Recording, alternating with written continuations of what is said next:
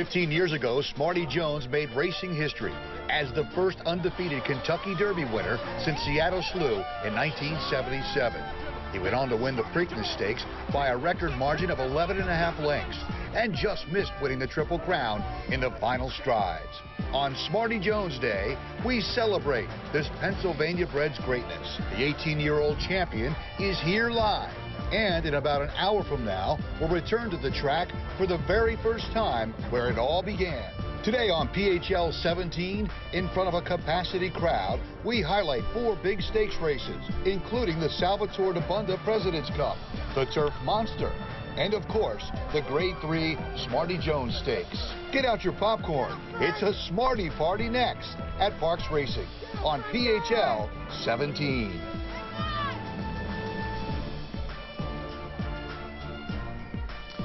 When Smarty Jones left Philadelphia Park 15 years ago for a stud farm in Kentucky, one wondered if we would ever see him again at his home track just miles away from where Smarty Jones was born in Chester County. Named after the mother of co-owner Pat Chapman, Smarty became revered in Philadelphia and soon around the world.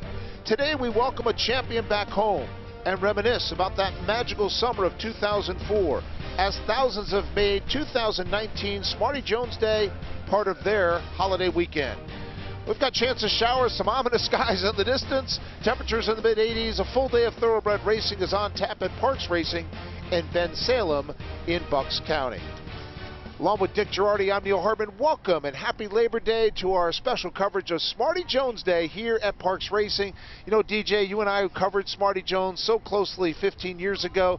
It is just such a special feeling to have Smarty back here where it all began. Yeah, Pat Chapman really had wanted to do this for years, Neil, and they finally got her chance to do it today. And we're going to relive in the next 2 hours those 15 years ago moments to Smarty Jones through the miracle of tape. It's going to feel like you're all back there again. But you and I lived it. We were there first with St. Joe's all the way through their undefeated regular season, and then you hopped on the Smarty Jones train for the 5 weeks of the Triple Crown. It was 209 days from Smarty's first race until his last. He hasn't been here in 15 years. He's here. He's back on the backstretch. We'll see him in about an hour and a half. And there's a lot of people waiting to see Smarty Jones, but we have a lot of activities and a lot of festivities here for you this afternoon. We've got 4 races. How about, Dick, nearly $1 million in purse money for these 4 races, beginning with the Salvatore deBunda President's Cup. The Salvatore deBunda President's Cup will come up very shortly, and then we'll have the other 3 later on during the day, culminating, of course, with the Smarty Jones Stakes. Dick and I are here just outside the winner's circle, and behind us is the paddock area, and that's where one of our members of this broadcast crew team will be joining us throughout the day, and that is Cathryn Bradar, who's joining us right now with a special guest. Kate? Well, plenty of people to talk about and plenty of people here for Smarty Jones, though he has been away from the racetrack now for 15 years, but he stayed busy in the interim, serving stud duty in various farms, states, and even countries, most recently Uruguay. He got back to the United States, though, and where it all started here in Pennsylvania about 6 months ago. He now lives at Equistar Farm just down the road. He shipped in from Equistar earlier today into John Service's barn, his old trainer's stomping grounds. Recognized John's voice when he heard it, took a little roll in the straw and settled right in. It's as Equistar Farm owner Rod Eckenrode says, Smarty's a star wherever he goes. You know what? You could tell when he came off, he knows where he is. He remembers home, that's for sure. And his fans remember him. It's fitting that we're honoring him on Labor Day because Smarty Jones truly was the working man's horse, a real equine Cinderella story. He showed up for work and delivered every single time. And the fans have shown up for him. Thousands turning out during his Triple Crown run to see him train here at Parks Racing. They were here when he did his retirement parade 15 years ago, almost to the day, and they have come back in droves as well to see him one more time. Right now, catching up with a number of them, Kelsey Fabian roaming the grounds. Kate, and even though dark skies are rolling in, it is not stopping anyone here on the Picnic Grove. Everyone so excited to see Smarty Jones. Tons of families out here this afternoon, and all of them patiently waiting for Smarty. We've actually got some fans here if you want to walk on in. We've got Karen. She brought out her 2 granddaughters, Callie and Riley, and they are very excited to see Smarty Jones. Karen's even sporting her Smarty Jones bag. So Karen, you're a longtime fan. We've got new fans here, though. Tell us a little bit about why you brought them out. We got Callie, she's 10 years old, and Riley, who's 8 now. They both share a birthday. 7, I'm sorry. And we're here to see Smarty Jones. I haven't seen him in years, but hey, the girls are new to it. And why did you think it was important to bring your girls out? Obviously, you're a longtime fan, so you wanted them to appreciate it like you do? Yes, very much so. I think that they would enjoy it, the hoopla, the whole, just the feeling in the air. Camaraderie of it all? Yeah, that's it, sure. Callie, are you excited to see Smarty? Yeah, because I never saw him. Have you heard your grandma talk about him before? Yeah. Riley, are you excited? Yes. On that note, we've got some excitement here. We're going to continue talking to fans throughout the afternoon. But Neil and Dick, I'm going to send it back to you guys in the meantime. All right, Kelsey, thank you so much. And it's amazing, these young kids who weren't even born when Smarty Jones magic occurred here at Philadelphia Park, what it was called then. And now it's Park Racing, where we have plenty of racing for you here this afternoon. And the first race will be the President's Cup, DJ. And great field, good purse as well. You like Not a Prada Price, horse number 7. Yeah, she's 3-1 at the moment, Neil. The favorite is the 6 Colonia. Last I looked at 5-2. Right. Unless it's changed much. I think that's where we are at the moment. But this is the first of a pick 4. The next 4 races, you can bet them all at once. And if you cash at the end, there's no telling how much money you can make. We'll see the El Presidente himself, the head of the Pennsylvania Thoroughbred Horsemen's Association, Sal deBunda, whom the race is named after, and he's waving to the crowd. We'll talk to him afterwards. But yeah, mile and a 16th on the grass, fillies and mares. Here's the 7, Not a Prada Price, trained appropriately enough, Neil, by John Service. Yes. Since it's his day, and he's ridden by local star Frankie Pennington, who's won the jockey's title here 5 years in a row, which is unprecedented in the history of the racetrack. And when she last raced here back in July, it was on the Doc Penny. She was 25-1. She's the 3 horse who's in front at this stage. The big overwhelming favorite is the 255, trained by turf superstar trainer Chad Brown. And certainly Chad Brown and the 2 are going to go by, right? With Javier Castellano not going to happen. Frankie Pennington, Not a Prada Price, John Service in the winner's circle at 25-1. Not 25-1 today. Could be a really special day for John Service if you had Not a Prada Price coming through and winning this first race for us here this afternoon. And of course it'll be Smarty later on, where John will be front and center with Smarty as part of the parade that we'll be enjoying in about an hour from now. So Colonia is another horse that you mentioned is the favorite in this race, the 6 horse. Tell us a little bit about Colonia. Right, Colonia is a French bred, Neil, who raced her first 5 times in her career in France, and then has been here and has raced 5 times here, is trained by great turf trainer Graham Motion, stabled down at the Fairhill Training Center in Maryland. And Theodore B is another horse that you like, horse number 10. But right now, let's go hear the race call from Keith Jones. Just about ready for the President's Cup now. Donatail to come up, currently held at 10-1. And the outside gate, the charge for Michael Dickinson, number 10, Theodora B. With that ominous sky as the backdrop here for the President's Cup. The fillies and mares are in the gate.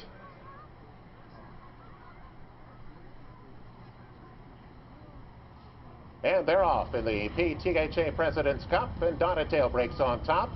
Candy Store moves up from her inside position. Not a Prada Price comes forward from the outside to be 3rd. Jesse Katz will sit 4th in the early going. Under a Good Hope Super Striking is down inside 5th. Theodora B coming on outside to be 6th. Colonia taken toward the back of the pack by Joe Bravo. Next to last right now with Dark Artist at the back, trailing the field. So into that first tight turf turn, and Donatail leads the way. Not a Prada Price will now move up to prompt the pace 2nd. Tucked away and behind those 2 is Candy Store. Jessica is in the clear on the far outside. She'll be 3 wide to the backside of the course. Super Striking comes off the inside just a bit to be 5th. Colonia slips through an opening at the inside. She's 6th with 5 furlongs to go, just better than 3 back. After that, it's Theodora B. Still at the back. The trailer is Dark Artist. First quarter was 24-1, 48 flat for the half. Those fractions are not fast for Donatail. Her lead is a neck. On the outside, Not a Prada Price looks anxious to go on 2nd. Jessica just on the outside of that pair. Candy Store continues to bide her time in behind the front runners. Colonia is only 3.5 lengths back as they are tightly grouped as they make their way toward the 3/8 pole. So the real running begins now with the President's Cup. Not a Prada Price coming up to be on even terms with Donatello. Jessica called on for her best on the outside. Candy Store trying to get out from in behind the leaders. After that, it's Colonia. Not a Prada Price comes off the turn to take the lead. Candy Store now takes aim on the outside. Donatello trying to hold top down at the inside. Colonia trying to get involved late on the outside. Not a Prada Price. Candy Store on the outside. Donatello on the inside. Candy Store late bit on the outside. Donatello digs in. Donatello on the inside between horses. Not a Prada Price, and Donatello fought back. Donatello would not be denied. She held off Not a Prada Price to win it by a neck.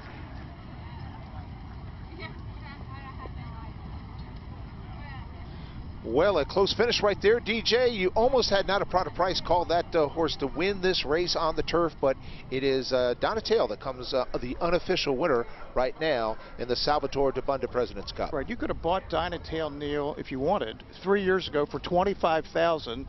She just won over $500,000 with the win in this race today. That's $60,000, puts her over $520,000 in her career. Now that's Donatello on the rail, Not a Prada Price to her outside, actually goes by her. Yep. Looks like she's going to win the thing, but Chris DiCarlo riding Donatello on the rail, the 4-horse, has something left for the finish, and the one Candy Store is coming up outside of him. You can't see her in the shot. There she is there. It's almost a 3-horse photo at the wire, but Donatello is going to hold on and win. That's her 8th career win. As I said, she just won over $520,000 in her career in her 30th career race. And another horse that you liked, the 6-horse, Colonia, was right there on behind I guess in 4th or 5th where the finish. Yeah, I lost her at the end, but yeah, she right. just got a little too far behind, and the pace wasn't very fast. In that kind of circumstance, it's hard to make a late run. And again, that's unofficial. We'll have the official results for you from the President's Cup. We are underway here at Parks Racing on Smarty Jones Day, and we'll continue on PHL 17.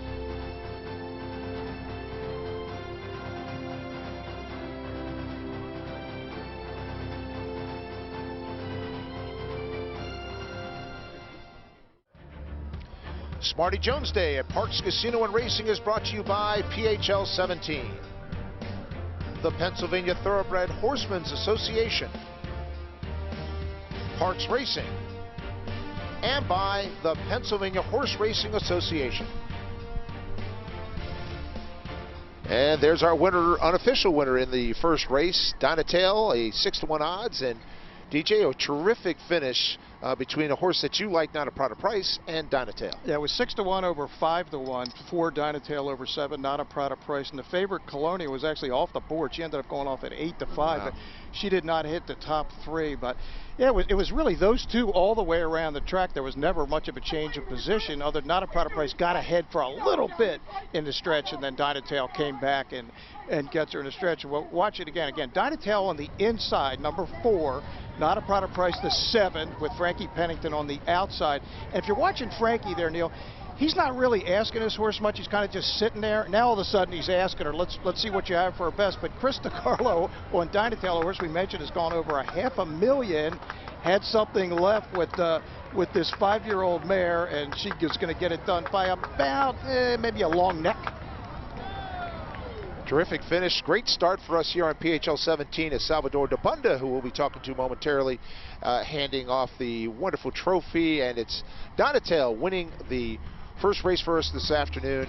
Not a Prada Price in 2nd, and Candy Store coming in 3rd. Yeah, so I'll tell you what, that was Candy Store right there as well. It was actually 10-to-1 winner. I saw 6-to-1 because it was the next race was already up. That was my bad. But yeah, 10-to-1 winner. And a horse that I'm surprised was 10-to-1 given her history and her race record. But, you know, every once in a while you got to pay attention, watch the tote board, see what you got. And in this case, you got 10-to-1. All right, so we mentioned Caton Bradar is with us throughout the afternoon. And Caton's right now in the winner's circle with Salvatore deBunda. We'll get to Sal in a minute. He got to give some hardware to winning trainer Mike Deeney as well as jockey Chris DiCarlo. And Chris, I first want to start with you because it looked like she had the lead and then headed through the stretch. Were you confident? Did you just want to give her an opportunity to see her rival? Well, when the filly pulled up on the outside, we turned it in, she actually did put a head in front, and my filly kind of cocked her head to the side and gave me the indication that she wasn't going to let her by, and she really dug in. Tremendous effort from her. She's all racehorse. Yeah, they kind of came to her early. I thought maybe I'd get a little bit more of a breather, but she's all heart. Mike did a great job getting her ready. Mike, what about watching it? Did you have any anxious moments? I always have anxious moments, but when I saw her turn for home with the lead, I thought she'd be pretty tough because she's one that just battles the whole way. Usually if she's going to lose, she loses early. This race in particular part of the match series where horses kind of run for added incentive given a series of races, but it's also special because it's Smarty Jones Day. You've got a big crowd here. It had to be pretty special. Oh yeah, very special. And I'd really like to thank my owner. He's given me a lot of opportunities, and we bought this filly really cheap, and she's turned out. Another Cinderella story of sorts appropriate on this day. Congratulations, both of you. Guys? She was a $5,000 special. Oh, we'll get Sal right away. Perfect. Before the rain. Sal, yeah, before we get the rain in, get rain on our parade. And I have to say, from a horseman's perspective, this day has to be even really special. Yeah, between the match series and the special races and Smarty Jones being here. And, you know, while this race is named for me, I really look at it as being named for all the horsemen here at Parks. And we really thank everyone who came out, and I think it's a great day, and let's do it again, okay? So from the horseman's perspective, particularly with Smarty Jones, we know what he meant to the fans. Racing. Well, they credit him with actually helping us get the slots bill through, and the governor being behind it. So without Smarty, I'm not sure we would have slots. But it's been a terrific day, and he was a terrific horse. Unfortunately, I was there at Belmont when he got passed, and 50,000 people were totally silent in surprise. So, but it was great. Heartbreaker for all of us. For coming out also. You mentioned about not knowing about the slots without Smarty. I'm sure all of this wouldn't be possible without your leadership and the Pennsylvania Horsemen. So congratulations. Thank you. Guys? All right, Kate, thank you so much. Well, we have some ominous skies approaching here at Parks Racing. Well, our first race is underway. We've got the Cathryn Sophia Stakes coming up next as we continue on PHL17. That is a live look at Parks Racing in Bensalem, Pennsylvania, Bucks County. Parks Casino and Racing on a special day, Smarty Jones Day 2019. But you see the skies, but that has not deterred fans from coming out here and seeing Smarty. The wind is blowing, the rain might be coming, but we've got Kelsey Fabian right now with the Picnic Grove with some fans of Smarty Jones. Kelsey. The wind is certainly blowing. You are right about that. But the stormy skies aren't scaring everyone away. We do see some people packing up here in the Picnic Grove, but we've got an ultimate fan. This is Dave. Take a look at the picture Dave is holding. It is a picture of him and Smarty from a few years ago. And he also is wearing a Smarty Jones shirt. So Dave, tell us why you came out today and why you were so excited to see Smarty Jones. Well, we're crazy about Smarty. I mean, after 2004, you know, we couldn't see enough of him. But in 2014, my wife and I went there twice in 1 week to see Smarty. He was 2 hours away from Levittown. So we were there, and my wife made a cake for Smarty the second time. It was my birthday. We gave him carrots and mints. And we were there for like 4 hours the first time. With Smarty, it sounds like. I left the framed pictures. I left them on the wall at the place called Northview Station, and they still left it on the wall there, Smarty. I left it there. Asked Dave if the rain comes in, if he's moving, and he said nope, he's still going to stay here and watch Smarty. So that's how dedicated fans are out here today. He's the best. There you got it, guys. He's the best. I'll send it back to you. All right, Kelsey, the question is, are you moving? Because we might be moving. Again, the sky's kind of drifting our way to our right here. Beautiful skies. So who knows what's going to happen here in the next hour and a half while we're here on the air on PHL17. Yeah, you know what this reminds me of? Yeah. Right before the 2004 Kentucky Derby. That's what this looked like in Churchill Downs. We're just trying to make Smarty Jones feel comfortable, right? We're going back 15 years. At his old home. You know, throughout the show, we're going to flash back to 2004 when it was such a remarkable stretch. 209 days is what Dick mentioned, from the first race here at Philadelphia Park, what it was called then, to the final race at Belmont, the final race for Smarty Jones. Parks Hall of Famer Bruce Casella now is going to take us back on the rise to the fame for Smarty Jones. Smarty, this is what you've been waiting for, buddy. Yeah, that's right. Smarty Jones is the most accomplished thoroughbred in Pennsylvania racing history. In 2004, he rocked the nation when he won the Kentucky Derby. the first undefeated Derby winner since Seattle Slew in 1977.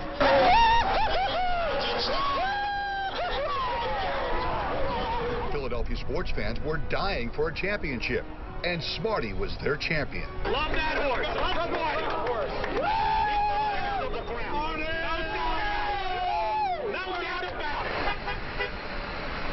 Smarty arrived back to Philadelphia from Kentucky in grand style, and cameras were everywhere. Trainer John Service handled the media, both local and national, like he was born for the moment. And Smarty Jones did the same. He knows he's something special now, let me tell you. He looked real good. He's bright-eyed, you know, taking it all in, and he looks real happy. You know, his legs look good, and doesn't look like the trip took much out of him. So we'll start, start the next step, getting him ready. Philadelphia Park was the center of the sports world. I think with everything, you know, with Iraq and Afghanistan and everything going on, it's a bright light in the midst of a lot of dark stories. 2 weeks later, after appearing on the cover of Sports Illustrated, it was time for the second jewel of the Triple Crown, the Preakness Stakes. He and Service were the toast of the town. John even threw out the first pitch at the Orioles game. This Pennsylvania bred was ready to make history once again. Smarty Jones, he's pulling away. He's pulling away to win impressively here. Rockhart 10, second on the inside. He's going to win by a colossal margin. Here is Smarty Jones. He wins the Preakness by a dozen lengths. Smarty did it again, winning the Preakness Stakes by nearly a dozen lengths, a record that stood for more than 100 years. All I can say is wow. Thank you. Oh my God. The guy from West Virginia, the guy from Germantown didn't. How about it, huh? Us ham and eggs did pretty good, didn't we? Just really wanted to do it for everybody. It was on to the Belmont Stakes, and perhaps the first Triple Crown winner since affirmed in 1978. Smarty left Philadelphia Park for the Belmont with a police escort, and helicopters above his entourage tracked his every move towards Belmont. He was the headliner. He was the star. He was as big as Joe Frazier, Wilt Chamberlain, Julius Erving, Bobby Clark, and other Philadelphia greats. Most importantly, he represented this blue-collar community that is Philadelphia. He's rare to go. He really is. I mean, I couldn't be happier with the way he's coming into the race. This is Jack. We're here to pray for you and Smarty. Thank you very much. Will he take his place in racing history? We'll see. They're off in the 136 Belmont. It's been 26 years. It's just one furlong away. Birdstone is an upstart front. They're coming down to the finish.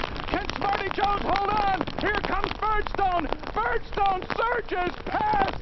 Birdstone wins the Belmont Stakes. Smarty lost the Belmont and the Triple Crown in the final strides, and soon after retired because of injury with 8 wins out of 9 starts. The Philly Flyer left his winning and gutsy spirit for all of us to remember forever. We got our championship. The Kentucky Derby was our championship. And I read an article yesterday, and it was great because they said, you know, winning the Kentucky Derby is like climbing Mount Everest. And winning the Triple Crown is like climbing it 3 times. So as far as I'm concerned, we climbed it twice, and we just tried to climb it too fast the third time. His stardom helped pave the way for casino gaming, which in turn helped keep the sport of horse racing alive in Pennsylvania. Now at 18 years old, Smarty is back in the Keystone State, breeding at Equistar Farm in Annville, Pennsylvania. Today at Parks Racing, where it all began, we celebrate this amazing champion. Well, you can see that the rain has arrived here at Parks Racing in Bensalem, and it has come in a furious fashion as we are just inundated with wind and rain right now. But we will continue our coverage here of Smarty Jones Day at Parks Racing. Keep with us here on PHL17. Well, it is very soggy here in Bucks County right now, and actually, Dick, if you look at the skies, they are kind of clearing up a little bit, but everybody has moved inside, taking cover from this thunderstorm that has just engulfed Parks Racing here in Bensalem. Neil Hartman along with Dick Girardi. This is Smarty Jones Day. We have racing for you this afternoon. Dick, how will they handle this weather now with Right, the rain that's coming down? Right, the Cathryn Sophia Stakes is coming up next. 150,000, named after the 2016 Kentucky Oaks winner, trained by John Service, Correct. Chuck Zatney and Cassius King. They're going to hold them in the paddock a little while longer, Neil. The riders are now up, so it looks like they're going to come out into the track. So I think they think this is going to pass through very quickly. Look, horses can come out on the track in the rain. What they're not going to do is if they think there's lightning in the area, they're not going to put them out there. Hey, I was at the 2015 Preakness when we had a total deluge when American Pharoah ran. This is nothing. This is like a small drizzle compared to that. So I think we'll be fine. But yeah, the jockeys are now up. So that means and here you hear the call to the post. That's exactly right. So Dick, let's talk about the contenders here in this race. We got Fashion Faux Pas. We can have a post parade here, Neil. This is even more exciting. I mean, what a thing. We'll be able to. They're going to come on the track, and here they are. That's number 3 right there. Grandaria, son of the 2-time Horse of the Year, Neil Curlin, has raced just 5 times. Corey Lannery's down for the ride from Saratoga. Dick, as we see these horses come down, Grandaria is now out there. How do they handle this as far as a jockey is concerned and the conditions that have changed so dramatically in the last 20 minutes? Right, what's going to happen to the jockeys is their silks are going to, in all this rain, is just going to stick to them. They'll get water in their boots. They'll weigh a lot more than when they started. There's number 4 right there. That's Gelton won the Devoted Dale Stakes back at Gulfstream in the wintertime at 51-1. Wow. Now, hasn't done much before or since. Takes blinkers off today. And there's number 5 right there, Queen of Bees, ridden by Michael Sanchez, who right now leads the jockey standings here at Parks. He's got 92 wins. Right now he's ahead of Frankie Pennington, who's won this thing 5 years in a row. That would be number 6. That's Diva Dream. Took 11 starts to win a race, and now she's won 2 of her last 3. But she's into the deep water, and I mean that figuratively, not literally, when she's also in the deep water. That's 7 there. She Makes Me Smile. Claimed for $7,500 in June. Has won twice since, but she is absolutely into the deep end of the pool in this spot, jumping into a stakes race. There is number 8. That's the familiar Cassius King stable. Chuck Zatney, John Service. Jennifer's Dream is named after Jennifer Ham, who is John's assistant. John Service has won almost 1,800 races in his career. Paco Lopez is the rider. He's won 41% here. Here's the 9, A Fleet Destiny. Uriah St. Louis, the local trainer of big fame, was last year when he won the Jockey Club Gold Cup with Discreet Lover. What Uriah loves to do, Neil, is put horses in long shots in stakes races, run 3rd, 4th, 5th, pick up some checks. This filly's won $174,000 doing it exactly that way. There's our favorite, the 10, Fashion Faux Pas. She won the Lighthearted Stakes at Delaware Park back in the summer by 14.5 lengths, and then second last time the 2-year-old filly champ, Jaywalk. So a 10-horse field with 3-year-old fillies set to race here at Parks Racing, and we'll show you the race when we come back on PHL17.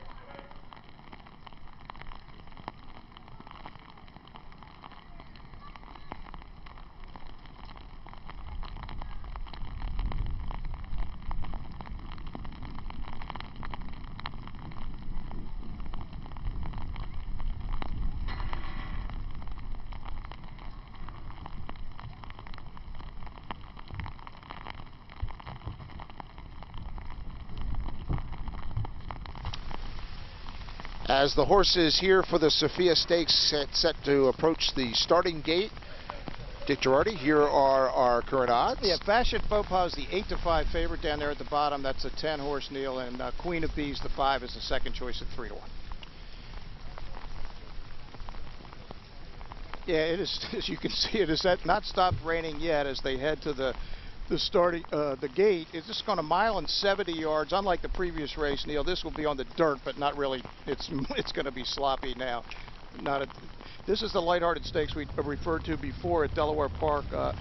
And she is just going to almost run out of what we call at the racetrack, run out of the TV set here. The final margin is going to be 14.5 lengths. She got a 97 Beyer speed figure here, which is easily the best of this field, and is the kind of number, if she can run it today, Neil, will win this race convincingly. Another horse you like, though, is Jennifer's Dream. That's a John Service trained horse that you have talked about, told me about. So tell us a little bit about Jennifer's Dream. Right, on July 23rd, she won a first level allowance race here by 9 lengths. Was really, really good that day. Now, the competition is much better today, and she got loose on the lead in that race where horses often run their best. This looks like maybe a slightly different situation, especially with the 10, the favorite, right outside of her. You know, here we're talking about John Service. It's amazing that John has had the longevity of having quality horses for so many years, and it all began with Smarty Jones so many years ago. Let's get some odds right now with Shades. Shades is with PHRA, and he's with our Caton Bravedar right now. Caton? Yeah, Shades is the guy with the look at the track. Tell me how this rain influences things and who your pick is. Well, I think Fashion Faux Pas might even move up with a little moisture in the track. Got to see this mare run at Tampa when the Sandpiper in the slop. So hopefully, if the rain keeps coming down, maybe she has enough speed to clear from the outside, get some early position, and hopefully get home in front. All right. I liked Queen of Bath, but she was acting up a lot. We'll see very soon how it turns. Right to Keith, standing by with the call of this, the Cathryn Sophia. Caton, thank you very much. Starting to brighten up just a bit. What was dark is starting to brighten up again. So they're in the gate. And they're off into Cathryn Sophia. That is a very even break. She makes me smile hustling out of there. Cathryn shows speed at the inside. Jennifer's Dream up and on the pace. Bring abreast into the first turn. deBunda will drop in behind that group in fourth. Cathryn is a bit off the rail into the turn, out at about the 3, almost the 4 path there. But she will take the lead and get clear a length and a half. Jennifer's Dream pushes on to be second. She makes me smile third. Fashion Faux Pas now moving up outside to be fourth. deBunda down inside fifth. Complete Destiny is alongside her onto the back stretch. And then it is farther back to the 2 trailers. Queen of Bees and Grandaria down inside is last. And with 5.5 furlongs to go has better than 6 lengths to make up. So 5 furlongs to go in the Cathryn Sophia. Cathryn in front 3/4 of a length. Jennifer's Dream is the gray filly. She is just off the pace second. Fashion Faux Pas now moves up right with those 2. So 3 of them are lined up with a half mile to go. They're followed next by a Fleet Destiny. She's got a good spot right now. She's sitting 4th by a length. She makes me smile as 5th after a 48-second flat half mile. So they're heading toward the 3 gates full. Fashion Faux Pas now coming up after Cathryn. Looks like Jennifer's Dream could not go with those 2. Jennifer's Dream has fallen back, and suddenly Cathryn has kicked away. Something amiss there with Fashion Faux Pas. Fashion Faux Pas also has dropped back. Here comes a bit inside from Grandaria. She will now pick up the chase as she is closing down now nearest the rail. As the field turns for home, it's Cathryn. Cathryn in front by almost 2 lengths.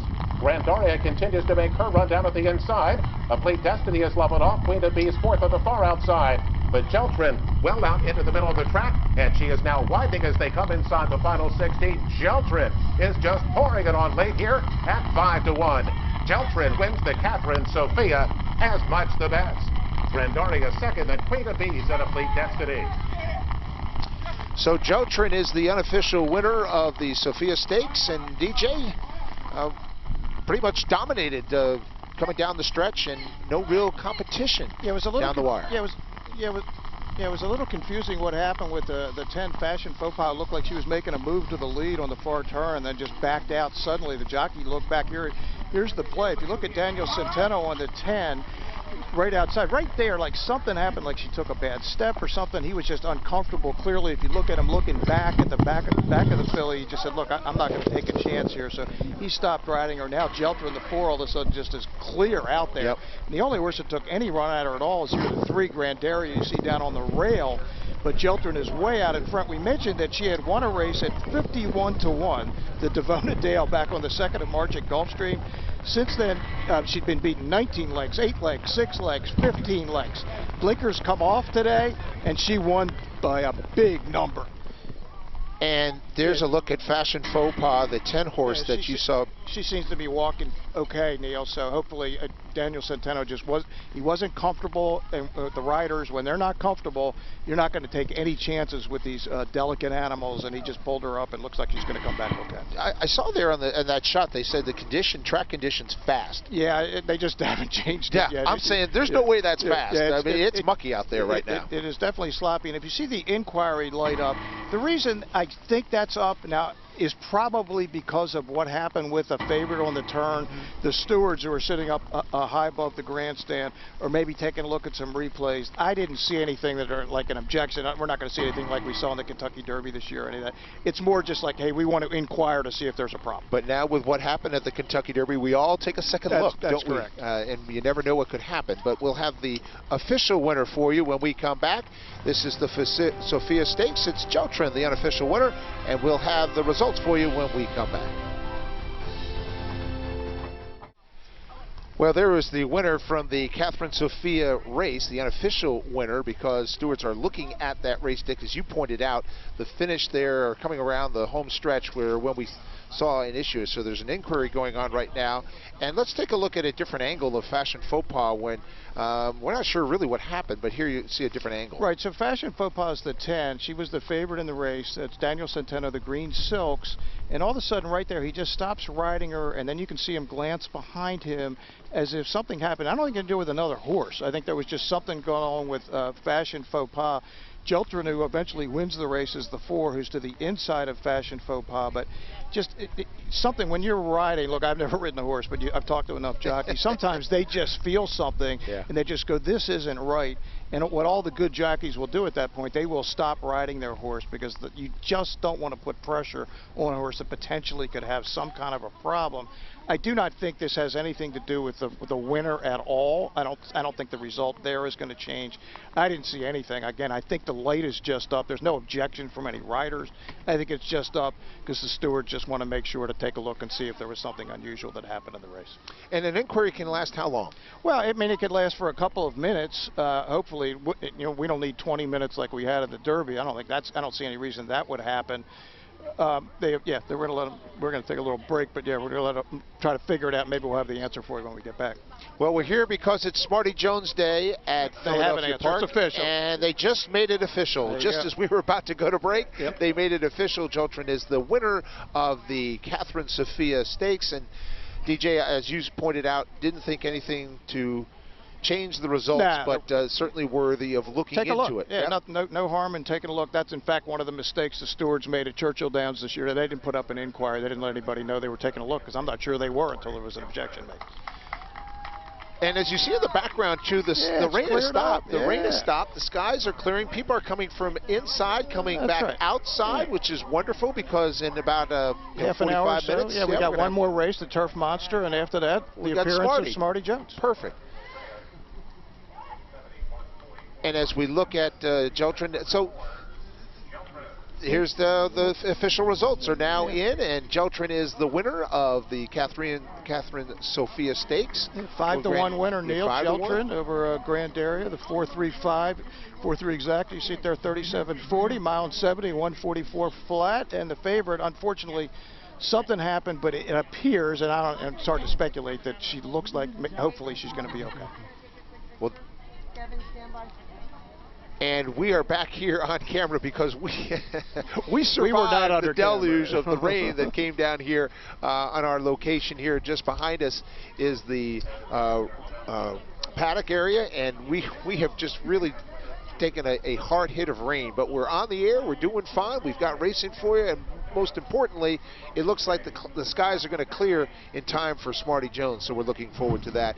And for the racing now, how much does it change what we'll see on the track, on the main track? Well, obviously, our first race was on the turf, but now on the main track, and it is getting pretty muddy out there. Right, we got the Smarty Jones Stakes coming up in about an hour or so. That'll be the other. But where it really changed, Neil, will be in the next race, the Turf Monster, because the turf just took a lot of rain. That will change the way the horses get a feel for that course. So yeah, that standpoint definitely will change. All right, let's head back over to Kate in the winner's circle. Kate?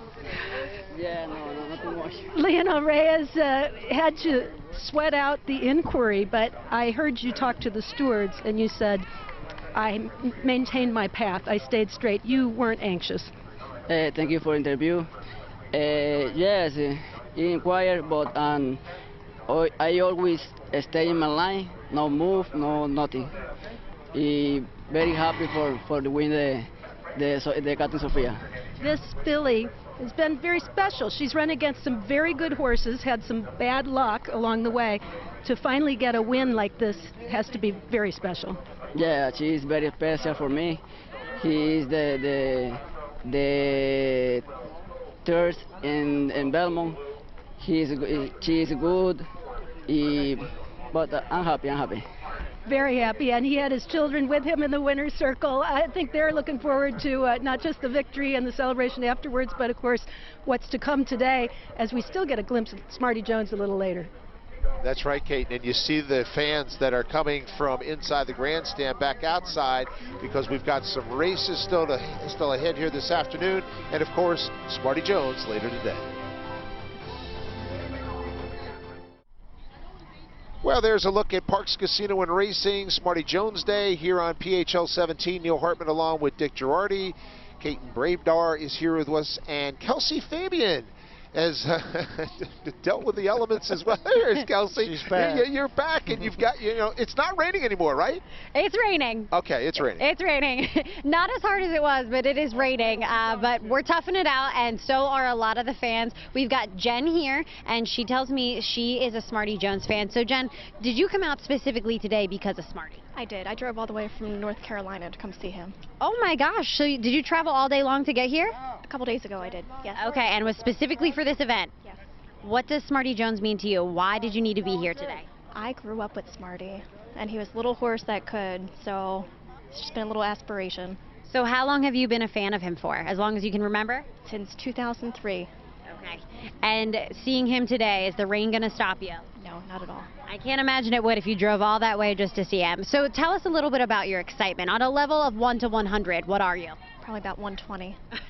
Okay, you're all the way there. Okay, so you are looking very forward to today. When is the last time you've seen Smarty? The last day he was at Philly Park, right before he went off to stud. Okay, so it's been a little while. It's been a long while. Well, I'm excited for you to see him today. It's awesome that you drove all that way. So there we go. We just keep running into ultimate Smarty fans today. From North Carolina, we've got people who've just seen him over the years and can't wait to see him again. Jen is the perfect example of that. I'll send it back to you guys. Thank you so much. Yes, DJ. That means she was here on August 14th of 2004, Neil, which was the last time Smarty Jones was on this track until he comes out here in about 30 minutes. And then went on his way to Midway, Kentucky, to Three Chimneys Farm, and started his breeding career. And Smarty's still active in the breeding. He's at Equistar, which is about a 2-hour van ride from here. You went there a few months ago, I was right? there in April before the Kentucky Derby to write a story for the Daily News and the Inquirer. And I looked at him. I said, "Wait a second, this horse is 18? How is that possible? He really is, but he looks like he could run. Obviously, he's not going to run today. He's just going to walk. He's going to come onto the track here in a little bit." So that is a great example of the dedication and the commitment for Smarty Jones fans. Here's this woman traveling from North Carolina, probably getting away from the hurricane, I might add, but being here where we have hurricane-like conditions for about 15 minutes, and now she'll have a chance to see Smarty Jones in the next half hour or so. But Smarty, after the Kentucky Derby win, it was really just a crazy time period for John Service, for the folks that were surrounded with Smarty Jones, and again, our Bruce Casella looks back at that moment after the Kentucky Derby. He keeps pushing his pony down into the rail. If there were ever a horse ready to run his next race, it's Smarty Jones. The Kentucky Derby winner galloped with a pony aside him this morning as trainer John Service tries to keep Smarty wanting more. If he was racing in 3 weeks, I probably wouldn't even have hooked him up with the pony today, but the fact it's right back in 2 weeks, you know, I want him where he's ready to beat somebody up. That's what I want. And what does Jockey Stu Elliott want? Well, he wants a little racing luck right from the gate. It's important to get out of there in good shape and to get good position right away, especially, you know, if the track's playing where usually on, you know, Preakness Day the track is fast and usually it's kind of speed bias. So that's important, to get out of there and get position. Smarty, you look great with black-eyed Susans on you. On Sunday, the 3-year-old got a visit from Pennsylvania Governor Ed Rendell and his family. The governor is hoping the Smarty sensation will help horse racing and the slot machine agenda. It focuses attention on one of the major reasons why we need to pass expanded gaming, and that's the equine industry. 20,000 direct jobs and other 15,000 indirect jobs depend on this great sport. And we can't let it vanish in Pennsylvania. Pennsylvania has one of the proudest traditions, other than Kentucky, of thoroughbred racing, and we need to keep it. It's an important economic generator, generates almost $150 million a year for the Commonwealth. Amazing what winning the Kentucky Derby will do for an industry and for the owner's wallet. When Smarty Jones won the Kentucky Derby, owner Roy Chapman won an additional $5 million as part of a bonus issued by Oaklawn Park. It is the largest single payday ever in thoroughbred racing history. Today, Oaklawn Park presented the check. We're going to help some cause. We have not made our mind up yet what it's going to be, but we're going to help somebody out. So, but more important than the money, I think it's really helped racing, and that's important. Smarty Jones will gallop the next 2 days at Philadelphia Park before heading to Pimlico on Wednesday night. And that was Bruce Casella back in 2004 on his report. That was 2 weeks, or actually the couple weeks leading up to the Preakness Stakes. And, you know, I look at those pictures and I see Governor Rendell, and I remember at the time how important Smarty was to the governor getting, you know, casino gambling here in the state of Pennsylvania. And right behind us now is Parks Casino, which has been thriving. Yeah, Neil, he has credited Smarty Jones with getting the legislators really interested in the spring of 2004, and then he actually signed the bill here in July of 2004 in the winner's circle right here at Parks. Well, it's all credited to Smarty Jones, and a lot more on Smarty as we continue here on Smarty Jones Day on PHL 17. We've got the Turf Monster coming up next. Horses getting ready in the paddock. We'll be right back. Paddock area getting ready for the Turf Monster field, which is now a 11 horse field. We had one scratch, so 11 horses in this 5 furlongs, a turf race, grade 3 for 3-year-olds and older. And DJ, this is one race where we're going to see, as you mentioned earlier, the turf is going to be a challenge for these jockeys and for these horses as we take a look at the field. Yeah, it very much changes. Some horses really like a horse with some give in it, a course with some give in it, which this course obviously will have after we got some rain. Some horses like it much more when it's really firm. I do know this for a fact. Our favorite here, Pure Sensation, number 11 at 9-5, does not matter. Loves any kind of grass as long as he gets to run here at Parks. He's run here 7 times. He's won 6 with a third. He's won this race, the Turf Monster, 3 times. And you hear in the background the call to the post as the post parade begins here at Parks Racing as we bring you race number 3 for us. And post parade, DJ, horse number 1. Yeah, that is number 1, Fielder, who's ridden by Julian Pimentel, who rode the Great Ben's Cat, and is trained by Maria Montoya, who's a daughter of the great Parks Hall of Fame trainer Dennis Goose Hine.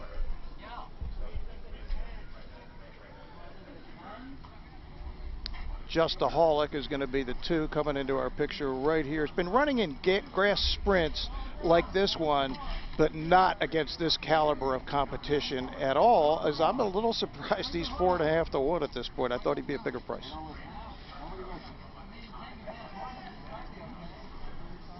Number 3 is Smokin' Nitro. Jamie Ness is the trainer. He's got 2,913 wins in his career. Ruben Silvera will ride. And blinkers on in this race, was a distant third to Pure Sensation in the Parks Dash on July the 6th. The 4 is Vision Perfect, trained by Jason Service. If the name sounds familiar, that's Jason Service, who won the Derby with maximum security for about 20 minutes this year. Was second by a neck in this race after winning the Parks Dash last year, but is 0 for 3 this year, ridden by Frankie Pennington, who's at 2,430 wins in his career. Number 5, almost a white horse there. Nice tune.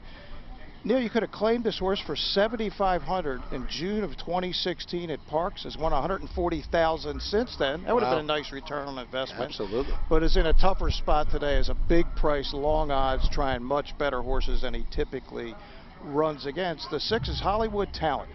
10 for 38 lifetime. Won the August 3rd Marshall Jenney Stakes by an inch.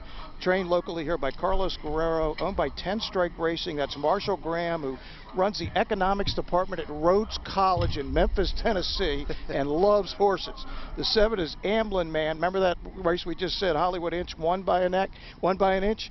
Hollywood Talent, excuse me. Well, this is the horse that lost by an inch at 38 to 1. He's stabled here at Parks with the trainer Brian Taylor. The 8 coming into our picture now is deBunda, owned and trained by Parks Hall of Famer Kate DeMasi, husband Greg. That's Peter Stable. It's another Parks Hall of Famer on board. That's Kendrick Carmouche, who won the title here 4 years in a row, 5 overall. Kendrick has won 3,185 races. Kate DeMasi's won 1,473 together. So they've won a lot of races. The 9 is Texas Wedge, trained by Peter Miller. He's a trainer of 2-time Breeders' Cup Sprint winner Roy H.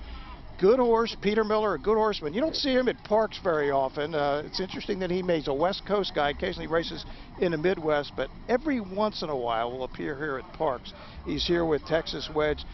The 10 is Rocket Heat, and if there's ever a horse that lives up to his name, it's Rocket Heat. He's raced 40 times. He's been in front of the first call at 30 of them. He was a distant second here to Pure Sensation in the Parks Dash on July 6th, and here he is. Coming into our picture, Pure Sensation, the gray, trained in New York by Christophe Clement. He runs well in New York. He's almost unbeatable here at Parks. 3 for 3 in the Turf Monster. 3 for 4 in the Parks Dash, including the Parks Dash this year. This is last year's Turf Monster. That's Pure Sensation. Just saw him. He's in front, the gray horse, and he's going to hold on to win this thing by about a neck or so. And here's Pure Sensation back in July on a course, Neil, a little more like this one with some give in it, and he just runs away from the field. Turf racing is almost always decided by a close margin. This is not a close margin in a 5-furlong race. He just crushes the field here, Pure Sensation. Well, let's learn more about Pure Sensation. Caton right now with a guest.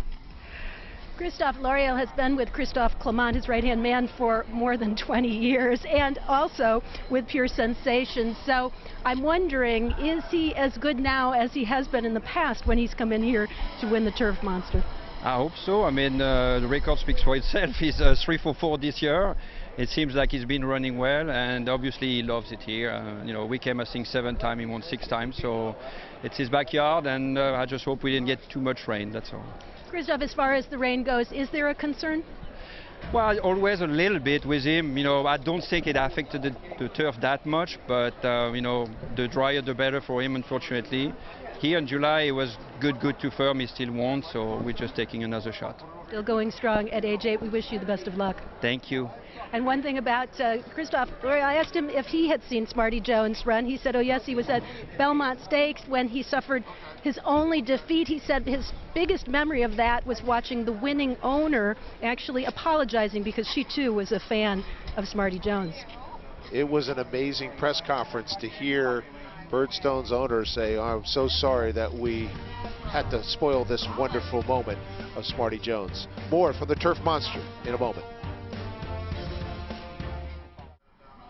Race number 10, the Turf Monster, is our third race of the afternoon here on PHL17.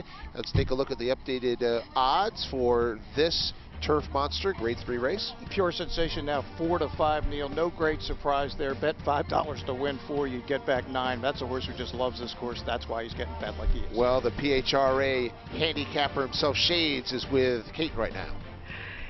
He is, and as the horses approach the gate, are you for or against the favorite here?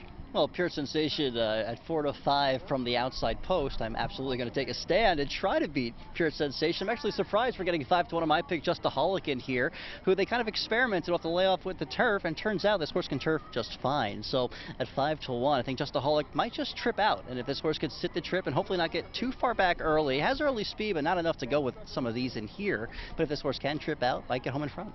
Justaholic is an interesting price play, but I think Pure Sensation at the end of the day has a little bit of versatility. With his old age, I'm not so sure he has to be on the lead, and if he can settle a little bit from that outside post, he's certainly the sentimental choice. We'll throw it up to Keith for the call of the Turf Monster. And Vision Perfect just about to come up now.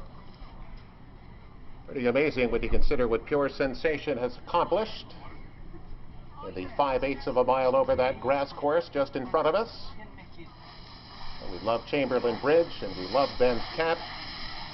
Pure Sensation has just dominated over the surface in his career. So Rocket Heat to come up, and the price on Pure Sensation with that next flash goes down to 3 to 5. Paco Lopez on board as he now comes up.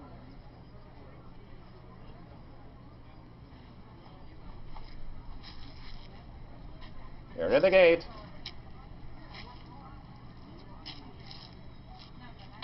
And they're off at the Turf Monster Handicap. And Pure Sensation gets off quickly from that outside gate. Hollywood Talent charging out of there as well. But Pure Sensation gets to the front. Hollywood Talent second, Fielder close up third, Justaholic fourth. Smokin' Nitro fifth. On the outside, Rocket Heat comes on to be sixth. Vision Perfect seventh, and dropping just better than 5 back. After that, it's a length and a half to Amblin Man. Texas Wedge looking to run on down inside with 3/8 to go. He has about 8 to make up. At the back of the trailers, Dubini and the Gray Nice 2. So they are in pursuit of Pure Sensation, rounding the far turn. Hollywood Talent has come up on even turns now. Pure Sensation on the inside, Hollywood Talent the outside. They come off the turn, they're head to head. So Hollywood Talent trying to stick with Pure Sensation through the final furlong, and Pure Sensation going a little bit better. Fielder now making a late run on the inside. Pure Sensation has the lead. Fielder trying to close that gap late, but Pure Sensation, he is simply sensational. Pure Sensation draws out late and wins it by almost 4 at the end. Simply wow. Wow indeed, Keith Jones, as Pure Sensation, the unofficial winner in the Turf Monster Handicap. We hyped Pure Sensation, and Pure Sensation comes through. He's won this race 4 times. He's won the Parks Dash 3 times. He's only been beaten once on this turf course, and I do think he likes it even better when it has a little give in it, because at the top of the stretch, he got a huge challenge from the 6 Hollywood Talent. But if you watch Paco Lopez, who's riding Pure Sensation there on the inside, he rode very confidently, like he knew what he had, and he can just see the horse striding away, big long strides. The field is disappearing behind him. Nobody was really running. The 1 Fielder came on to be, the 8 came on to be second. The 1 was on the outside third, but it was again all about Pure Sensation on this grass course. All right, the gray horse. Some people say gray is lucky. Dick, where's your stance on that? You know what, Neil? The ones I bet on that win are lucky. I don't know anything about anything gray and all that lucky stuff, but there are people that love that. That love the gray deal. There you go, Pure Sensation. Our Turf Monster Handicap unofficial winner. We'll have the official results for you when we return, but wonderful results from Pure Sensation.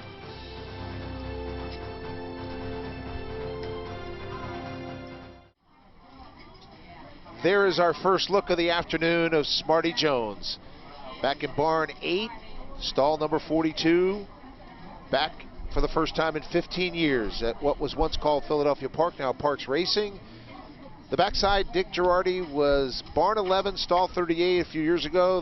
They raised that barn, and now a new barn, and Smarty will be joining us out here on the main track in just a few minutes. But in the meantime, we are recognizing Pure Sensation. This 8-year-old is some kind of horse. No, he is absolutely amazing, Neil, and it's always fun to watch him. I've seen him win all of his races down here. That's his 35th career start, his 14th win, but we mentioned 7 of them are here at Parks. He just loves this place. We talked about some Parks Hall of Famers. In a few years, Pure Sensation will enter the Parks Hall of Fame. There's an objection in the race, which is not anything. I don't know what this could be about. It's a late filed objection. Hopefully they'll get rid of it quickly, but Smarty can come out during an objection anyway. With the star of the show is we need to see here shortly. Well, the star of that show for the Turf Monster Handicap was Pure Sensation. Yeah, I'm not sure what the objection against Pure Sensation would be, Neil. I mean, he broke right on top. He was the only horse that ever got close to him was Hollywood Talent on the far turn, and he got away from him pretty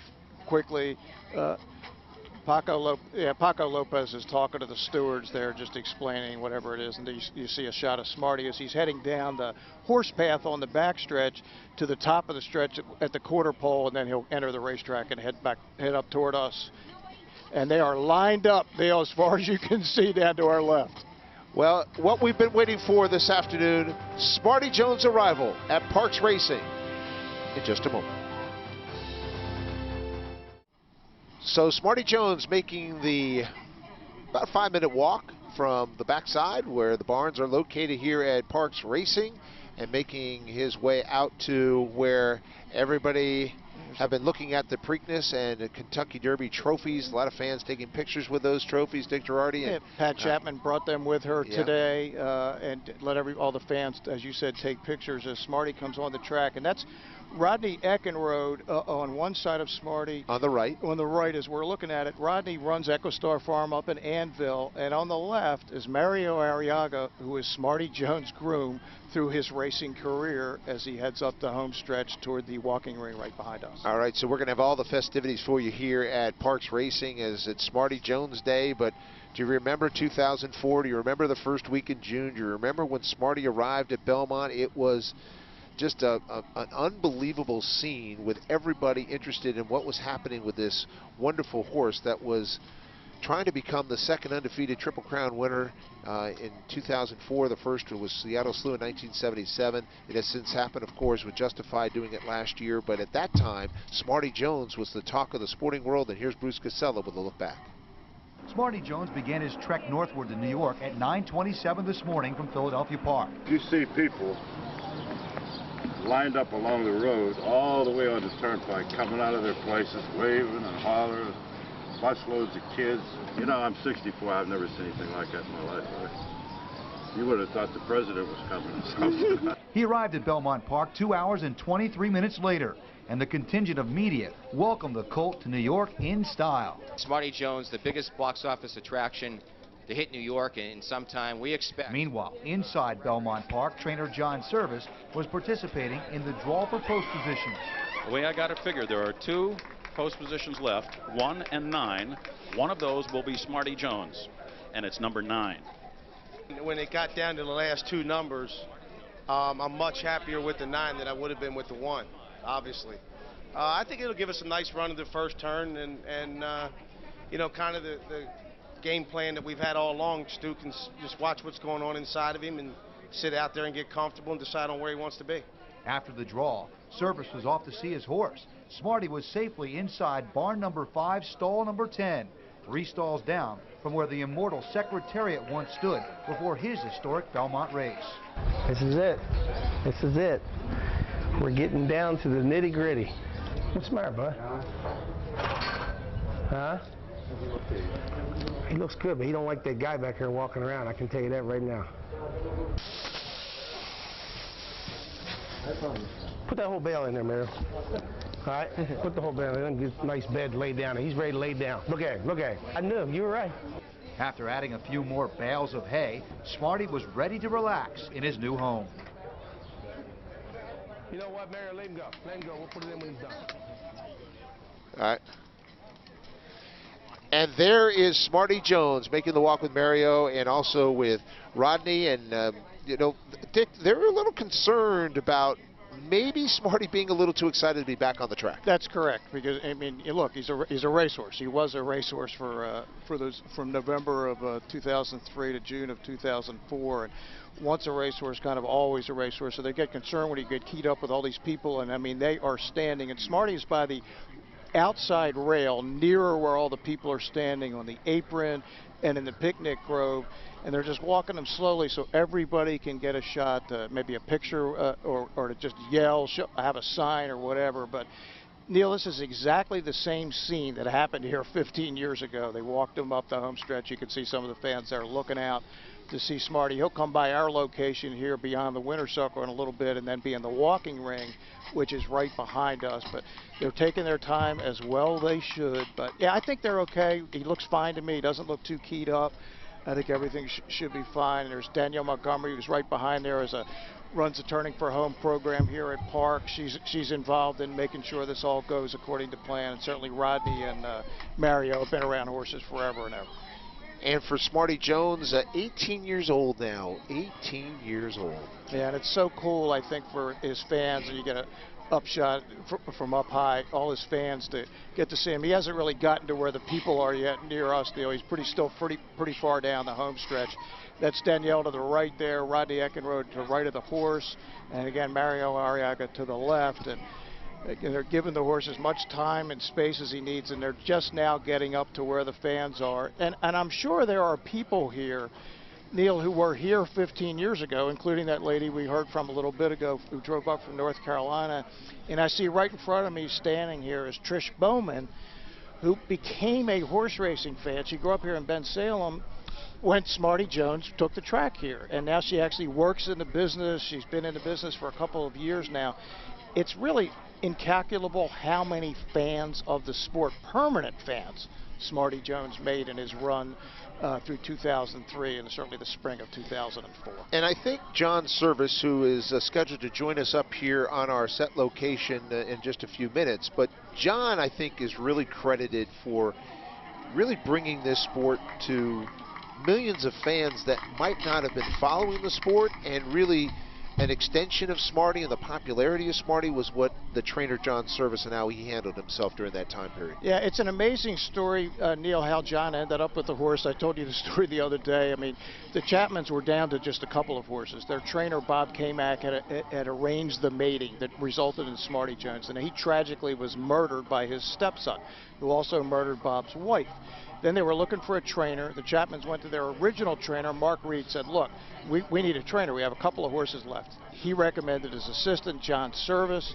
Mark and John worked together for years, and John, who's walking up on the set now, nobody he's never really been in the spotlight. He'd had some good horses before, but all of a sudden he's not only in the spotlight, he's in the center of everything. And he said to me early on, he says, how should I deal with this? I said, and I've known John forever. I said, just be yourself. And that's exactly how he was. He was great. I still have people today in the business come up to me and say, nobody under that kind of pressure has ever been better than John Service was in 2004. John has just come up on the set. We're going to get him mic'd up, and we'll talk to him in a second. And the great quote that you have from Mark Reed, the horse was great, John Service was greater. Absolutely. No, he was brilliant. And look, he ended up losing one race. Had nothing to do with the trainer or anything else. The horse ran great all the way through, and here's John. You know what? I haven't seen you in a while. I know. It's been a long time, Neil. How you been? I'm wonderful. It's so nice to see John Service here with us. What is this moment like for you to have Smarty back here at you know, Parks Racing now, but we'll still refer in this sense Philadelphia Park? Well, I'll be honest, I was a little concerned early on when I went back to the barn after he had arrived and I saw how much he had settled in so well, and to see all the people and the excitement, and it brings back a lot of memories, and it's awesome. It's really good. And you can hear the crowd in the background now. Oh, they love it. This bring back memories too, John, from 15 years ago in August of '04 when basically the same thing happened. Yeah, we paraded him in here when we retired him, and there was a huge crowd that day, and as you can see, there's a big crowd today. Mrs. Chapman helped leading him over. The gentleman on the offside is actually Mario De Jesus, who was his original groom throughout his whole run. So that was nice that we got Mario back here to do this. And what about the Chapman family? And Pat Chapman, of course, Roy Chappie Chapman passed away about a year or two after the wonderful run in 2004. But what about Pat and what she meant to this whole euphoria surrounding Smarty Jones? Well, you know, the Chapmans were great throughout the whole run. Pat, you know, since Chappie died, Pat has been fantastic. She's made sure that, you know, that the legacy carried on, and it was her idea to do this. You know, she wanted to do it for the fans, and I'm telling you, she's probably enjoying it more than anybody. And they're just coming in right now, Neil. They're going to be right behind us in our shot. He looks great, doesn't he? He does. When I saw him in April, John, when I went up to the farm, I said, this horse is 18 years old? How is that possible? Now you can see him right behind us as he's coming into the walking rings, and the fans are just lined up to see Smarty Jones. Yeah. Really cool. So we had a person earlier from North Carolina drove up to get here to see Smarty Jones. You know, obviously a great impact here in Philadelphia, but far beyond the Philadelphia region. And that was one of the amazing things about the popularity of Smarty. Yeah, well, when I went back to the barn to see him, because he got here probably around 12, a little after 12, and I had a horse in the first race. My son had one in the third race, so I wanted to help, hang out and watch his horse run. So I went back after the third, and Rodney, who has the farm where he's at, we started talking, and I didn't realize how popular he still is.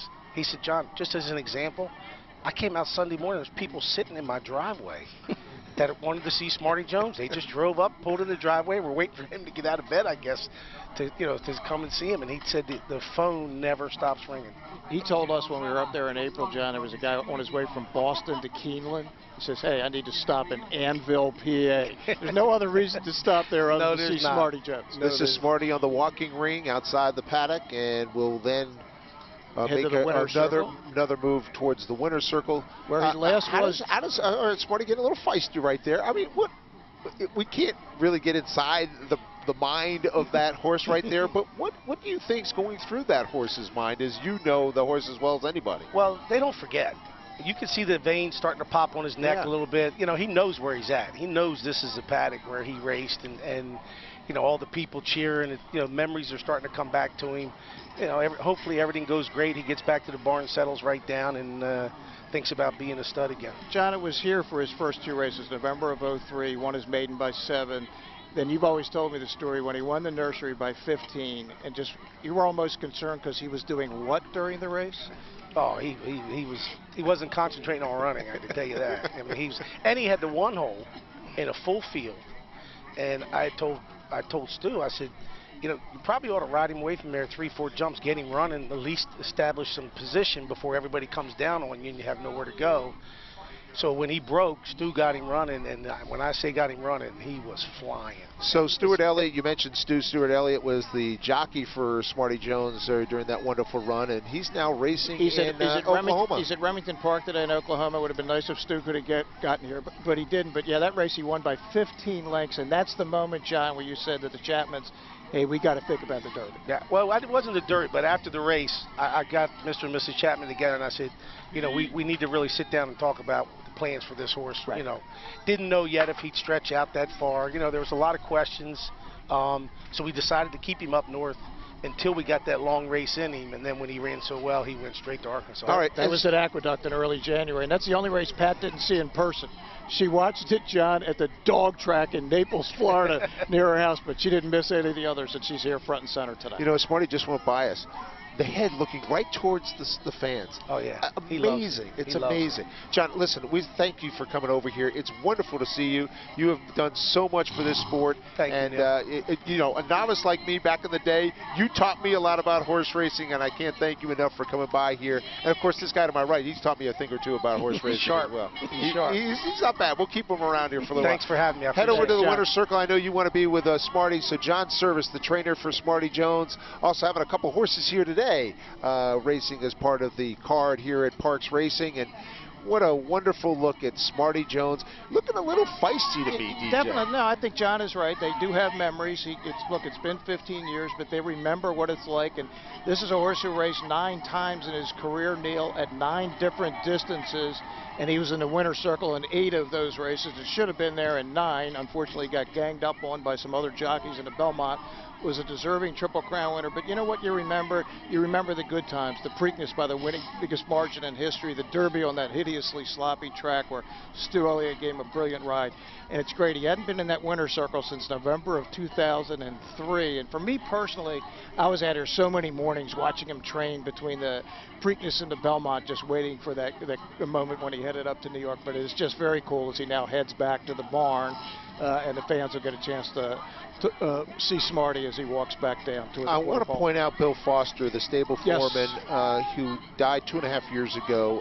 He was John's right-hand man. Absolutely. And you saw him in Bruce Casella's story just a little while ago. And I remember a quote that he told me. He goes, "Smarty was my friend." Yeah, that was Bill. He really helped Bill get his life back. He kind of dropped out of life, and Smarty brought him back. And I remember on their way to the Belmont, Neil, I was in the entourage following, talking into my tape recorder for a story to write for the Daily News when I got there. And I was talking to Bill on the way up. He was telling me what he saw as he's on the turnpike and on the George Washington Bridge. It was one of the great memories I've had in covering horse racing, but no more fun ever than the spring of 2004 with Smarty Jones. Those are two valuable trophies right there, the Preakness and the Kentucky Derby. And that's Sherry's service there, John's wife. John's wife, Sherry, is there as well. But what a wonderful scene there here in the winner's circle. For John to stop by here was very nice of him, but now to take in part of the celebration here. And there is the cutout of Bill Foster. There it is. That's Big Bill right there. We got the cutout. Bill died in March of 2017, and anybody that knew him, he was a racetracker through and through. I mean, he loved the game. He lived the game. He lived on the track forever. And I know he'd be thrilled. He is here. That's why they brought the cutout. They actually spread Bill's ashes on the track this morning. John Service was out there with his wife and his two sons, Tyler and Blaine, and they wanted to do it on Smarty Jones Day. And I think for Pat Chapman, Neil, she was so excited about this. She said when she woke up this morning, I saw her earlier today, she was just like, it's finally going to happen. I think this has gone off about as well as she could have ever hoped for as Smarty Jones heads down the home stretch, and that is the Derby and the Preakness trophies, and they are forever. It was 209 days between Smarty's first race at Philadelphia Park and the final race at Belmont. Birdstone edged Smarty at the finish. 9 races, all different lengths, and it was that one length at the Belmont Stakes that kept Smarty Jones away from being named a Triple Crown winner. Yeah, look, anybody who understands horse racing realizes what a special talent this horse was, because he never got a break from his first race to the Belmont, and it's so hard to get through that Triple Crown. And look, it's only been done 13 times in history, and Caton's got Pat Chapman in the winner's circle. Can't wait to listen to Pat. Who do I look at? Where do I? Let's go over. Kate, can you hear us now? Let's go to Kate with Pat. We do. It's hard to hear with all the cheers of the fans. Pat, this was really important to you to have the opportunity to bring him back here. What does it mean right now? Oh, it's just an incredible feeling. I told everybody that when I got up this morning, I felt like I was way to a stakes race. It was so I wanted to do this for a long time, and it just didn't seem the right moment until now, this year. 15 years, and I hadn't even thought of that. 15 years after. And when you're watching him walk down the track and respond to the crowd and look as if he could go right back to the racetrack, what goes through your mind? I'd like to put a saddle on him and try it. But no,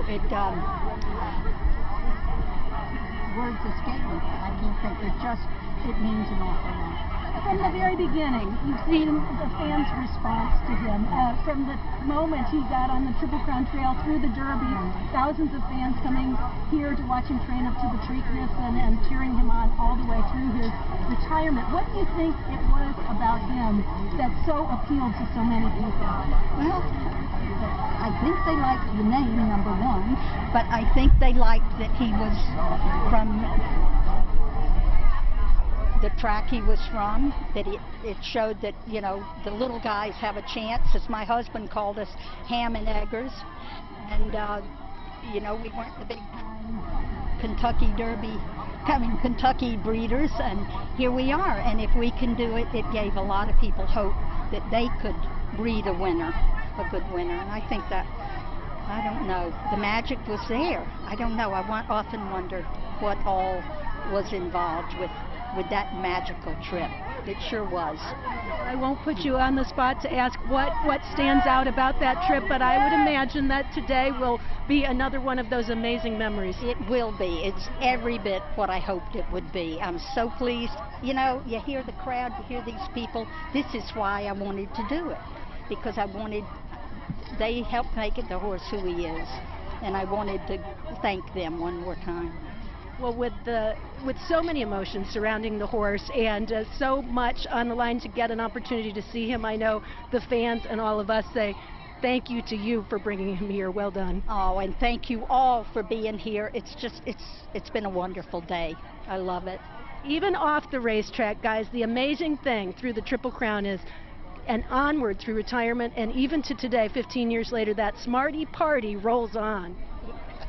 So well put, Kate. Thank you. And Pat Chapman, thank you so much. And there is Smarty going back off to the backside, back to the barn where he spent a good year of his life here at Philadelphia Park at the time, and now it's Parks Racing. And we miss Chappie. We miss Roy Chapman, who passed away in February of '06, but we still remember him in memory, and also Smarty Jones as well. Since the day he was bred, all they ever said was Smarty Jones, Smarty Jones. This Colty made some dough by winning 6 in a row. John Service said to Stewie, just sit and let him roll. There was a roar from the crowd. You couldn't hear a sound, so they laid their money down. Now they're looking for the crown. Smarty Jones, ooh, yeah. Smarty Jones, yeah, yeah. Since the day he was bred, all they ever said was Smarty Jones. Well, that was Philadelphia Park official Rocco Gabriella, who had his version of Smarty Jones, and he actually sang it here live in front of everybody about an hour ago as Smarty makes his way back to the barn, and we'll head back 2 hours towards Harrisburg and they'll put him the on a farm. van. Yeah, they'll put him in a van shortly. He'll be back in his stall tonight. Yeah, it's a great to see Smarty Jones. But look at the hardware that horse. Dick, I'm just going to bring these home. I think I'll be pretty comfortable with the Kentucky Derby right here and the Preakness right here. This is some pretty nice hardware to show off to everybody. Yeah, no question. And we said Pat Chapman brought these down today specifically so the fans could see them, and they got their picture taken with them. And now here we have two of the great trophies in American sport right here, the Derby in gold and the Preakness in silver. That's pretty good. I didn't realize I was going to have them. I'd like to bring them home, Dick, if that's possible. Yeah, you're right in between the two of them. It's great. It's fabulous. And the fans, the way they reacted when Smarty came out here on the track. Kelsey Fabian has gotten some of their reaction. Kelsey? When Smarty walked by, everyone's phones were out. You heard kids chanting, Smarty Jones, Smarty Jones. Everyone in this area was so excited. You couldn't even get to this railing. It was just a sea of people. One of those people who was very excited is Jeff here. You can see he's got a Smarty Jones shirt on. He's got a Smarty Jones bag. And he knows everything there is to know about Smarty Jones. He's been telling me all about his history with Smarty Jones while we've been waiting for you guys to come talk to us. So, Jeff, tell me, how exciting was it for you to see Smarty just a few minutes ago? Hey, super excited. Great day here at Parks Racing. Great to see Smarty come onto our racetrack again. Probably over about 10 years since he's been here before. Seen him numerous times. Seen him in his debut when he broke his maiden. Also seen him when he had public workouts. Super great horse. Glad to have him here at Parks. Can't wait for the next one. Way to go, John Service, Pat Chapman. Just unbelievable. Everybody was so excited. What a great idea to have Smarty come back to our racetrack and take a walk. And tell me why you love Smarty so much. Why have you been following him for so many years? Hey, we don't get them very often around these neck of the woods. And to have one here at Parks and to represent Philadelphia, way to go. Way to go, Smarty! There you go, guys. So way to go, Smarty. You've got some really big fans out here, and he didn't even budge because of the rain. They didn't even go inside. A lot of people ran inside as soon as it started raining, but Jeff, nope, he stuck it out. Rain or shine, he was here to see Smarty. Thank you, Kelsey. And you're a trooper as well, hanging out there. If you weren't with us a while ago, we did get a lot of rain for about a 20-minute period, but we've got nice skies out here right now. Some beautiful temperatures, and we've got the Smarty Jones Stakes coming up, a Grade 3 race. 300,000, mile to 16 for 3-year-olds. Chance we could see a couple of these back in the Pennsylvania Derby in 19 days.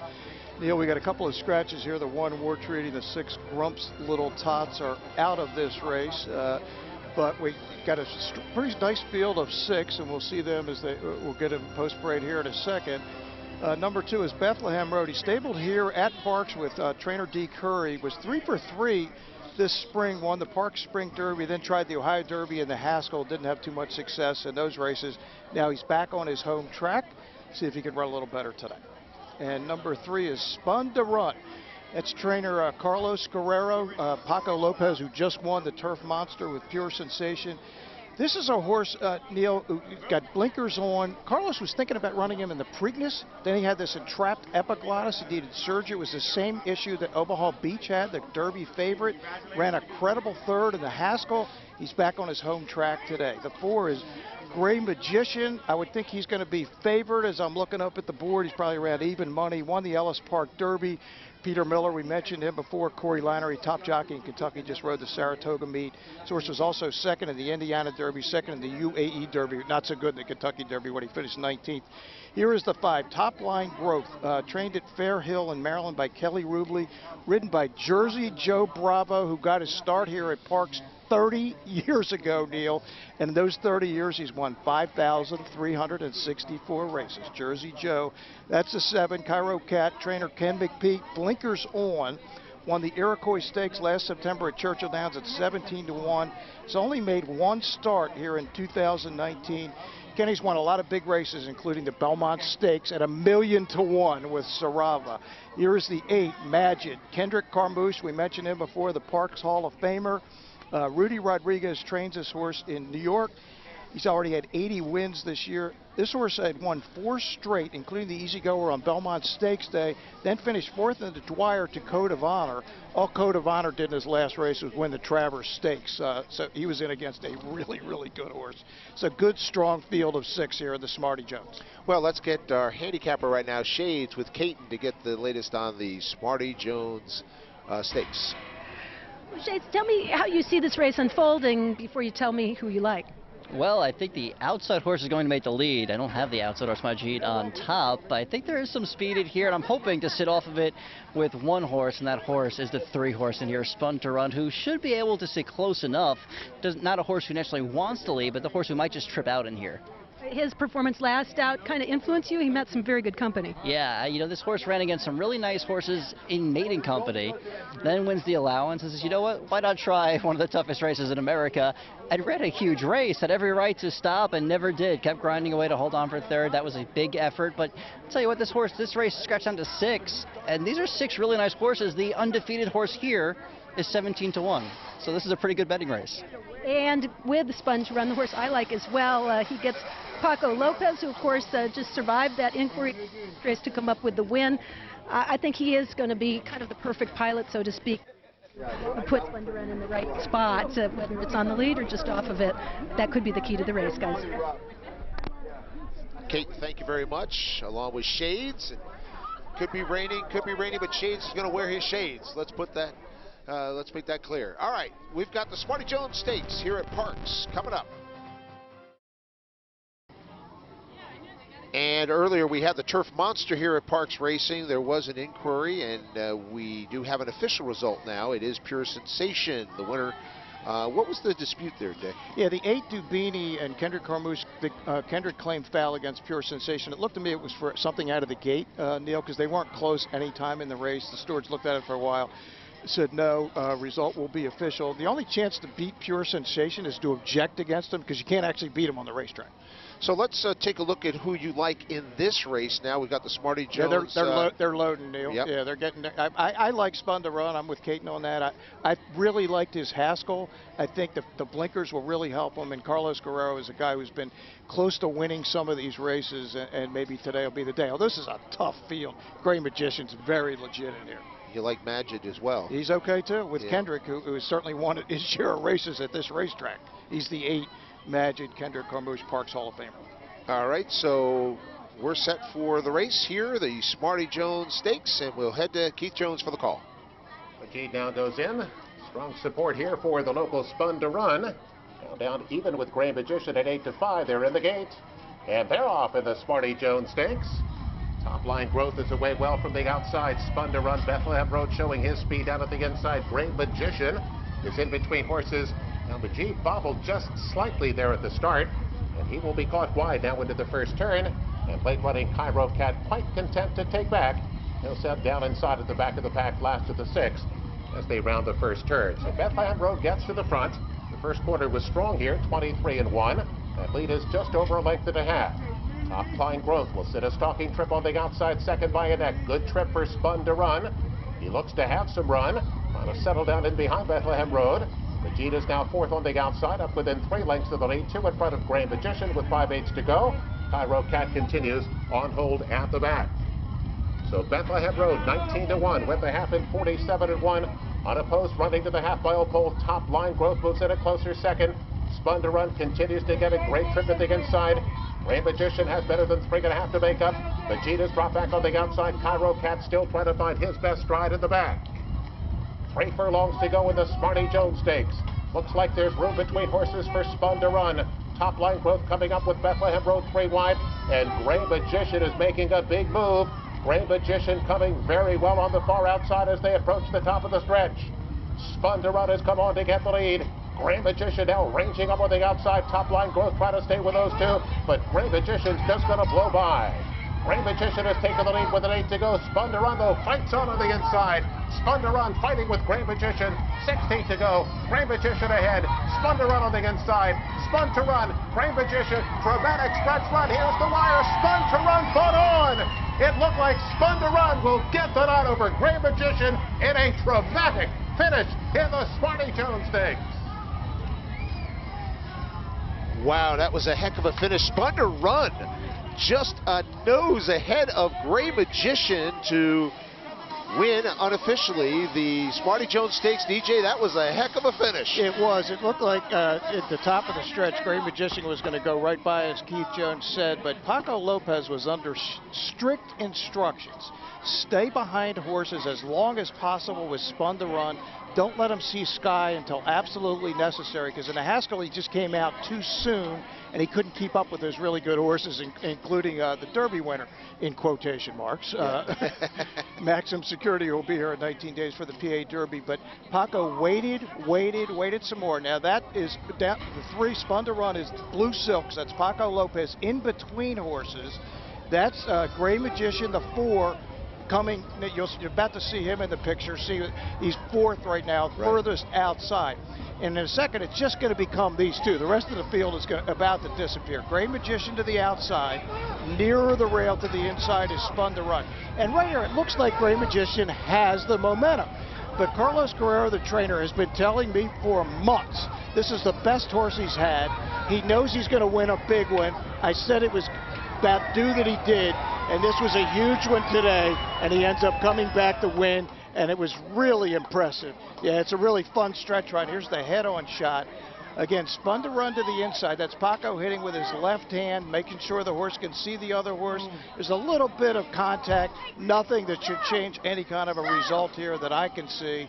And the horse was just better, and there it is at the finish line. Yeah, photo finish with Spun to Run winning, again, unofficially, the Smarty Jones Stakes with Gray Magician, the 2 favorites in this race, going right down to the wire. And it's cool that it was a local horse on Smarty Jones Day who was trained here at Parks by a Parks mainstay who won the race. Nothing against Peter Miller. He's won some big national races, but it was very neat to see. Paco Lopez rides over at Monmouth. He actually came over here early in the week to watch this horse gallop, just so he could get a sense of what he needed to do.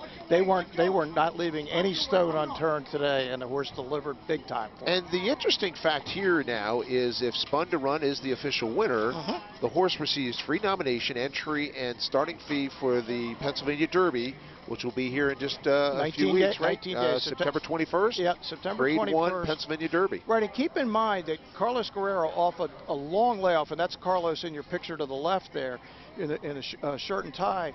He actually, off a long layoff, thought enough of this horse to send him to Monmouth Park to run against Maximum Security. Wow. And again, he ran well. He couldn't keep up late because he just brought him out too soon. He didn't keep him behind horses.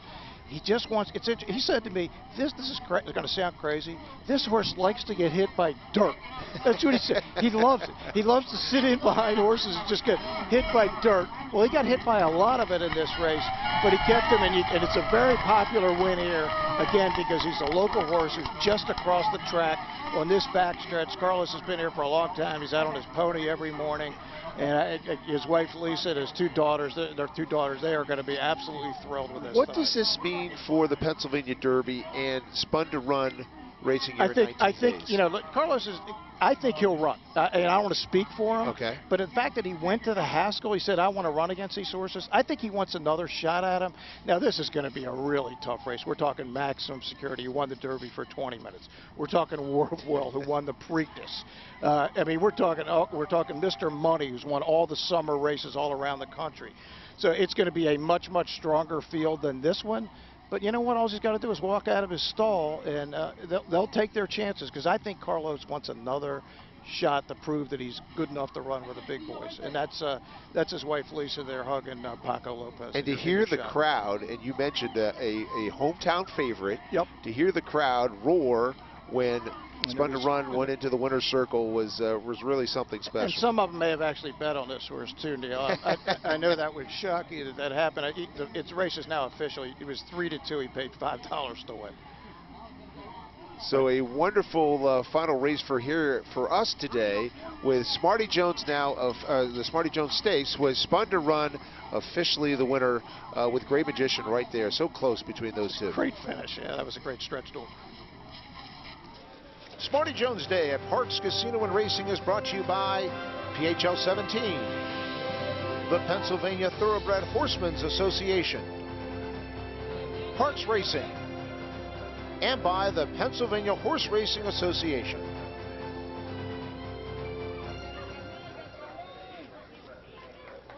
Well, a wonderful moment when you get to go into the winner's circle. There's Pat Chapman right there in the middle. It's really a wonderful Philadelphia flavor right now with winning the Smarty Jones Stakes with a local rider. Yeah, and that's owner Robert Donaldson. And Pat always presents the winning trophy for the Smarty Jones Stakes, and this is particularly poignant for her on Smarty Jones Day, with Smarty Jones here for the day. All right, let's go to Kate right now, because really we want to find out, will Spun to Run race in the Pennsylvania Derby? Yeah, but a huge moment for you, Carlos. Talk about your emotions. Oh my God, that was a big thrill. We've been working very hard on this horse. He got a little issue here, there. We've just been working very hard on him, and I'm just glad he came through for us. Will we see him in the Pennsylvania Derby? It's going to be a tough one. You know, I got to watch he come back and all, but I really don't think he took a lot out of him. But we will check in the next couple of days. But he did run hard today, so we got to see. He showed great spirit through this stretch. Paco Lopez with a great ride, and some very happy owners. Guys, hopefully we see him back in the Pennsylvania Derby, a real racehorse. That would be wonderful, Kate. Thank you so much to Juan Carlos Guerrero. A wonderful moment for him and for all the folks here at Parks Racing to watch a local horse win the marquee race of the day, the Smarty Jones Stakes. It's been a wonderful day, DJ. Neil, it's gone absolutely as well as anybody could have ever hoped. The weather was crazy for about 30 minutes. Then, of course, it lifted when Smarty Jones came out. And more than anything, I'm just really happy for Pat Chapman, she was the one, as John said, she made this happen. And for her to have this kind of day is just awesome. Well, this is just a special day for all of us waiting for Smarty Jones to come back here 15 years later, and to see Smarty kind of parading around. It was just a really, really special day. It's been wonderful for us to be here with you, and thank you so much for joining us. For Dick Girardi and for all of us here at Parks Racing, thank you for being here. And let me also thank our executive producer, Bruce Casella, and our show producer, David Bruner, and director, David Newman. And for all of us here, also I got to mention Kelsey Fabian for her efforts in the Picnic Grove area with all the fans. It's been a special, special day at Parks Racing to see Smarty Jones back and to see a horse like Spun to Run win it all at the end on the Smarty Jones Stakes made it that much more unique. So, Smarty Jones back in Philadelphia one more time. Good night, everyone.